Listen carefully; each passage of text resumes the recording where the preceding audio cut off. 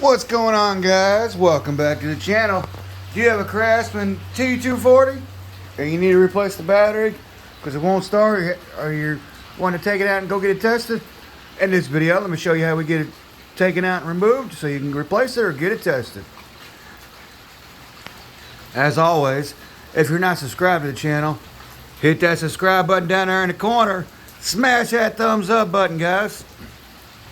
So first thing you do after you lift the seat up, you gotta undo the two bolts on the start, well, if you're gonna undo the starter, undo that one, because this one, the customer actually brought it to us, it needs a starter.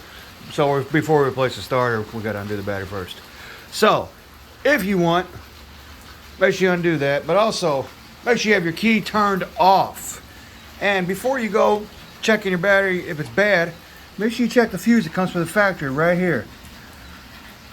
Alright, so you need an 11mm or a 7/16. Undo your negative first. The reason why you undo the negative first, because if you don't go to undo the positive and your ratchet or wrench or whatever you're using to undo it with hits the bolt head, causes a spark, you can potentially, blow fuses or hurt yourself. So now we're going to get this. Now right here I moved on the negative, and we'll get over to the positive.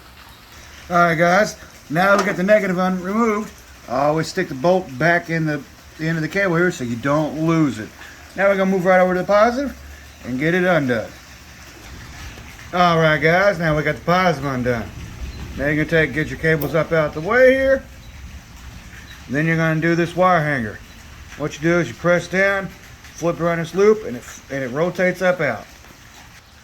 Alright guys, once you're going to do the bracket, you simply just lift the battery up out of there. And there you go, guys. Hope you found this video useful. If you did, smash that thumbs up button. Y'all have a blessed day.